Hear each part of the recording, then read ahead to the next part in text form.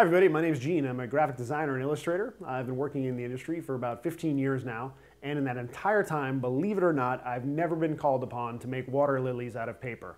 One time I was called upon to make water lilies out of water, and it was real messy. I just got everything all wet because I tried to hold the water in my hands and kind of form it into a water lily, but that's really tough. So next time I'll show you how to make tiger lilies out of real tigers, but for right now, we're gonna make water lilies out of paper. Let's get started. So when I first saw this image of the water lily that you see in front of you here, I thought, oh my goodness, that is really complex. But then I remembered back to a tiger lily tutorial that we did earlier, and I remembered that the basic foundation of the tiger lily was groups of 3 leaves like this one I just set down before you.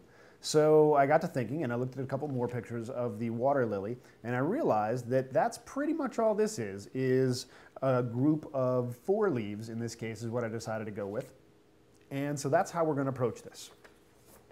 Now, the first thing I would do is get your regular white piece of paper like this, and you want to draw 6 circles. So think maybe like a piece of dice.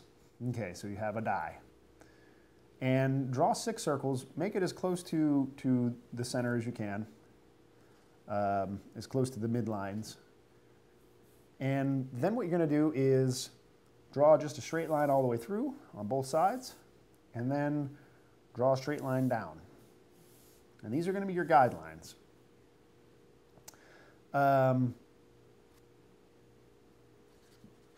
Each of the areas where these guidelines cross is going to be the center of the flower. Now, this is what you're going to ultimately attach the flower to once you have all these parts cut out. So here's what you're going to do. Starting from a little bit out from the center, you're going to draw this basic U shape.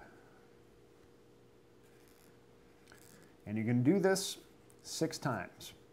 Now, don't worry if it's not exact, because again, not all flowers are going to be exactly perfectly shaped, perfectly symmetrical. They are living things just like we are, and you know, sometimes Grandpa, his ear is a little lower on one side than it is the other, or maybe he's got like one crazy eye and it just kind of goes every which way. So plants are much the same way. Like this plant right here, maybe this has a crazy leaf that comes out this way a little bit, and that's totally fine. You're just using this as a guideline.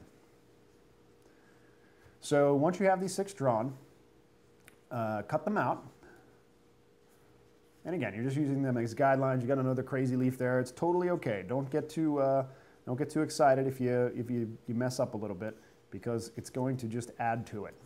All right. So then we want to cut these out, and make sure if you're cutting on your kitchen table, you use a cutting surface. This is just the back of a notebook, and I'm going to cut each one of these out individually, which, as you can see, I've already done here. And once they're cut out, I want you to take and arrange them by size, biggest to smallest. And as you can see, I've got a couple of different sizes here. It just happened to work out that way. I started actually running out of room on my original piece of paper, so these in the center are actually quite small. And once you have them arranged according to size, take all of the leaves, and the way I want you to do this is put a finger down the end of the leaf and just squish the leaf up around your finger, and do this for every single leaf, okay? Once you have that done, and all the edges of the leaves are wrinkled a little bit, and again, we're just putting them in, pushing them in, curling them a little bit like you see here, then arrange them inside one another from smallest to largest, and try and vary the leaves. So if you've got the first one going straight up and down, you've got the second one in the shape of an X, and make it so that you can see basically all the leaves. Now when you've got 4 of them, I did 6, when you've got the first 4, stick your finger right in the center, and you want to curl the leaves down around your finger. Just like this, just squish them right against your finger. It's okay, you're not gonna hurt it. I'm using poster paper here, it's a little thicker. You may not wanna do this with just like printer paper. And then what you're gonna get is this. You're gonna get this shape here, and just spread those leaves out a little bit, okay? Spread them out so that there's a little bit of distance between each leaf and each other leaf. And make sure, again, you turn them so that you can see all the leaves so they're not on top of one another. Take the last 2, place them like that, and take this one, place it in the center, And there you have it. There is a water lily. And now what I would recommend is that you just take a thumbtack or something, stick it straight down the center, and you can attach that to a board, or you can attach it to, say, like a long green pencil, or anything else that you might want to attach it to finish your sculpture. So there you have it, guys. That's I think that's the third flower we've done in our paper series. So do a search for magnolias and tiger lilies, because you can probably make a pretty cool little flower arrangement out of all these papers, and use different colored construction paper and whatnot. Just an interesting little thing, something fun to do in an afternoon with your kids.